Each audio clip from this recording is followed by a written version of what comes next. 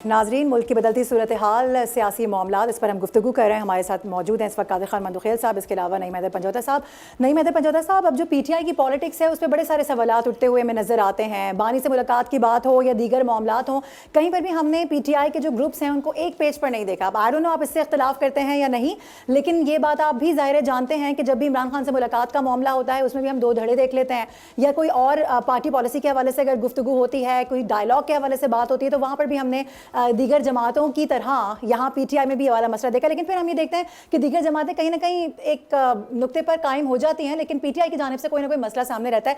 मुलाकात के हवाले से बताएगा इमरान खान की कि ये सुनने में आ रहा है, जिस तरह से सलीमा खानम ने भी गुज़िश्ता रोज़ कहा कि ये लोग हमारी इमरान खान से मुलाकात करवाना चाहते हैं। सबसे पहले तो ये कि ये उन तक इंफॉर्मेशन पहुंची, कैसे वो ये दावा कर रही हैं, किसने ये इंफॉर्मेशन उन तक पहुंचाई, इस हवाले से ज़रा बता सकते हैं?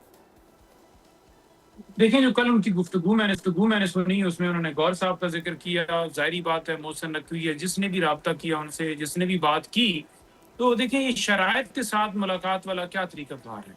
आप एक शख्स जिसको आपने बेगुनाह कैद में रखा, उसकी अहलिया को बेगुनाह कैद में रखा, उनका राइट है कि उनसे मुलाकात हो। अभी आप देखें ना, बुशरा बीबी साहबा, वो तो सियासी गुफ्तगू नहीं करती, इन्होंने कहा जी नहीं, फिर भी हेल्थ के हवाले से भी आपने बात नहीं करनी।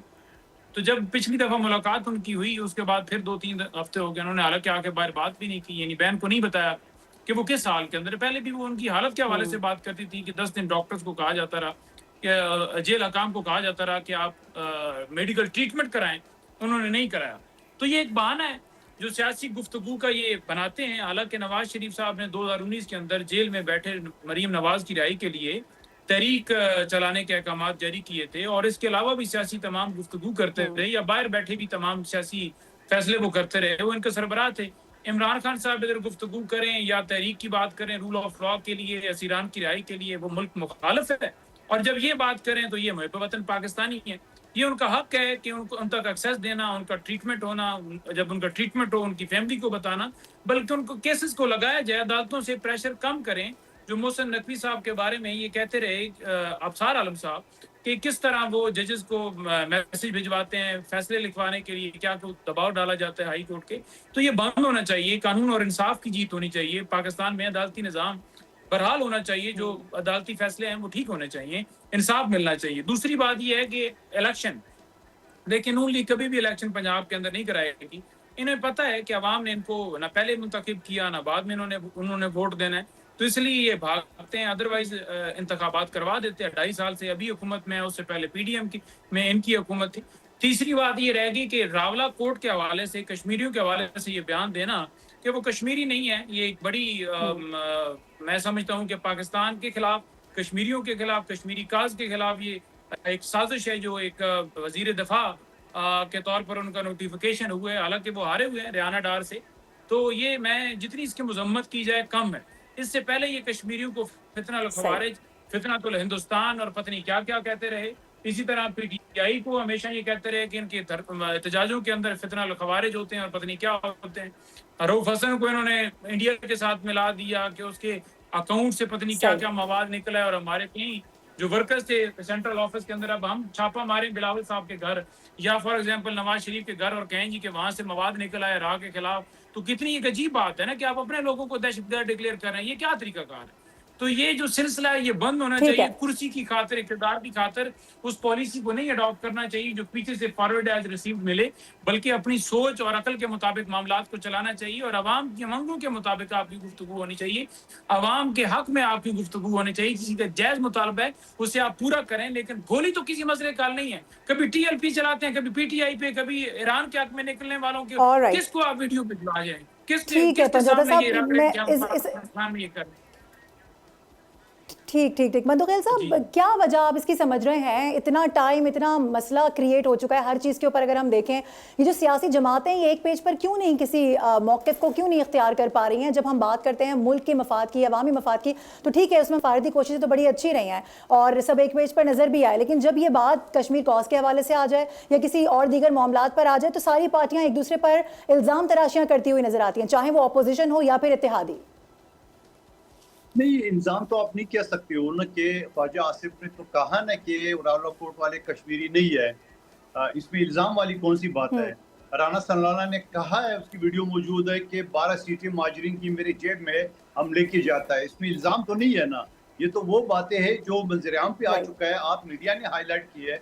ऐसी सूरत-ए-हाल में जो 1948 से जो करारदाद पास हुए अक़वाम मुत्तहिदा में कश्मीर के हक़ में, ये तो उनको नुकसान देने, ये तो चलो कोई और आम छोटा-मोटा वज़ीर होता तो फिर भी ठीक था। मुल्क के वज़ीर दिफ़ा ये कह रहे, ये एक अलग बात है कि माजी में वो असम्बली के फ्लोर पे फौज को गालियां देते थे, चलो उसको नजरअंदाज कर दिए, लेकिन कम से कम उसको प्याज मूली का कोई वजीर बना दे, इनको वजीर दिफा तो ना बना दे। और ये बेचारा जो है ना वो पिछले असम्बली का हिस्सा था, मैं सुबह ही आता था और टाइट कोट बांध के और उसके बाद अपनी तकरीर झाड़ देता था, उसके बाद जाके चड्डी पहन के फिर नहर में जो है नहाने के लिए कूद जाता था। तो इस आदमी का तो काम ही यही है, इस आदमी का तो काम ही फसाद करना है। असम्बली के फ्लोर पे वो हमेशा ऐसे स्पीच करता है कि वो सामने वालों को जो ना हिट करता है, और हिट चलो कर रहे सामने वालों को, पीपल्स पार्टी को, पीटीआई को, चलो हम सियासी जमातें एक दूसरे को बर्दाश्त कर लेंगे, मगर कश्मीर कास के बारे में, चले मंदुखेल साहब, यहाँ पर तो आपका ये मौक़िफ़ तो सामने आ गया, लेकिन अगर हम थोड़ा सा इससे हटके एक और बड़ा अहम मामला है, ये जो टेलीकॉम बिल है, इस पर नज़रसानी के हवाले से बात हो रही है। पहले ये बिल आ गया, इसको किस तरीके से फिर पास करवाया गया, ये सारे मामलात हुए। अगर इसमें पीपल्स पार्टी ने साथ नहीं दिया तो फिर ये किस तरह से पास हो गया? और दूसरा ये कि ये गलती इतनी बड़ी हो कैसे गई है, इसके ऊपर ज़ाहिर है पीपल्स पार्टी भी आवाज़ उठाती हुई नजर आ रही है, नून लीग के कुछ अपने वुज़रा हैं वो भी इस पर बात करते हुए नजर आ रहे हैं।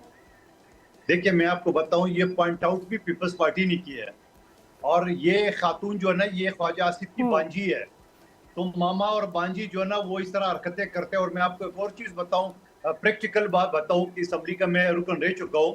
ये बिल जो असम्बली के टेबल पे होता है, ये जैसे हम लोग बैठे थे असम्बली में तो 2 मिनट पहले वो कॉपी हम मिला के देते थे, और उसके सिर्फ इतना टाइम हमें मिलता था कि हम टाइटल पढ़ते। ये तो अल्लाह का शुक्र है कि सेनेट में गया तो वहाँ जो स्टैंडिंग कमेटी के चेयरपर्सन है वो पीपल्स पार्टी के सेनेटर है फलवा शाह साहबा, उन्होंने पॉइंट आउट किया कि बाबा ये क्या है, ये तो आप किसी का जायदाद पे कब्जा कर लो, नहीं तो उसको जेल भेज दो।